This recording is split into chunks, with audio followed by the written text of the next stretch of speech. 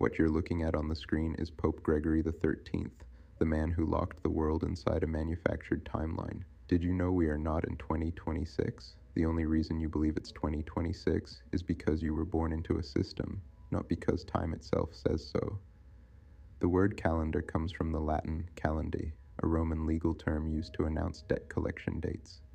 From the very beginning, timekeeping was tied to law, obedience, and control, not nature. The calendar you live by is the Gregorian calendar, named after this European pope who reset global time in 1582 to serve the Roman Church. From that moment on, the world was forced to agree on a single standardized timeline.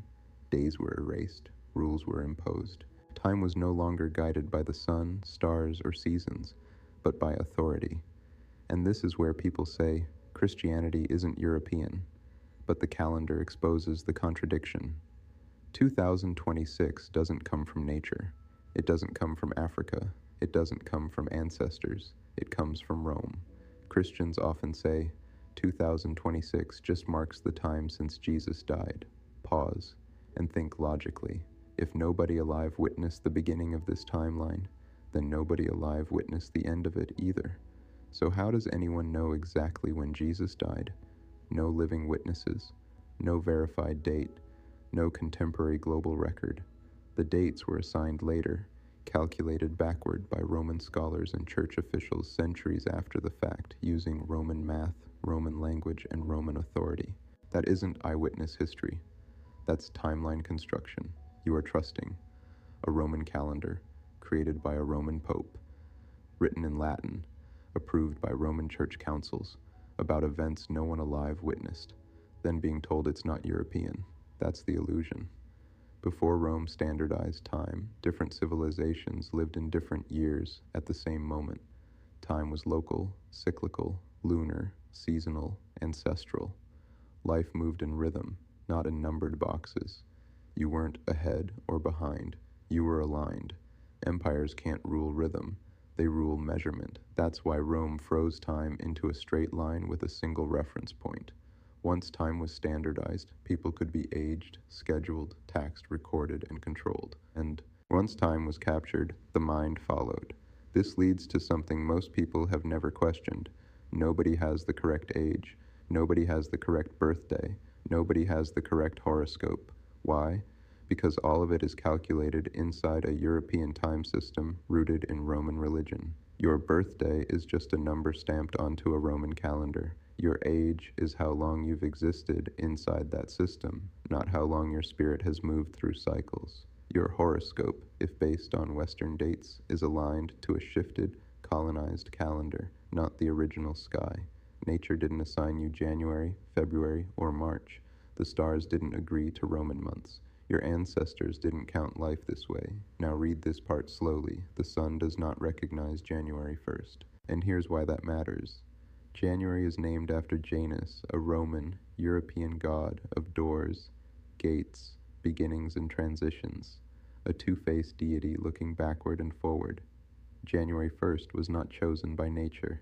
It was chosen to honor a Roman god, to symbolically open the year under Roman authority. So when the world celebrates January 1st, it is not celebrating a solar event, an equinox, or a natural cycle. It is unknowingly participating in a Roman religious ritual. The earth does not reset on January 1st. The sun does not change position. Nothing in nature begins there. Yet humans celebrate it because the calendar told them to. That's why. The sun doesn't recognize January 1st. The earth didn't reset because a pope said so. Nature does not age by Christian math. Yet humans do, because we were trained to. Here is the deepest truth. A system does not need truth to rule. It only needs agreement. Once the world agreed on the calendar, it agreed on the story. Once it agreed on the story, it agreed on the authority. Once it agreed on the authority, the illusion became normal. So when someone says, Christianity isn't European, don't argue belief, examine structure. Ask, why does my sense of time come from Rome? Why does my age exist only inside a Roman system? Why does my identity begin on a date named after a Roman god? Because systems don't lie, they reveal who built them.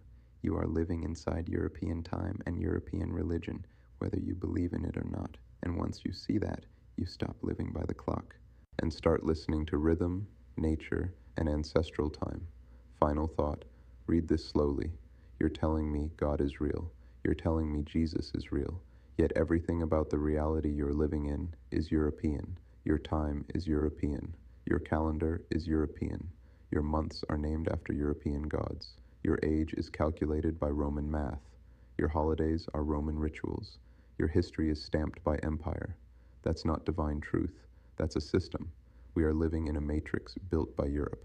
A new Rome with new tools. Rome never fell. It rebranded. Here's the proof most people can't escape. An Ethiopian can be 22 years old in Ethiopia.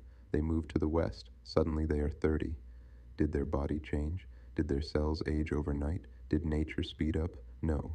They entered a different timeline. Same human. Same body. Different calendar illusion.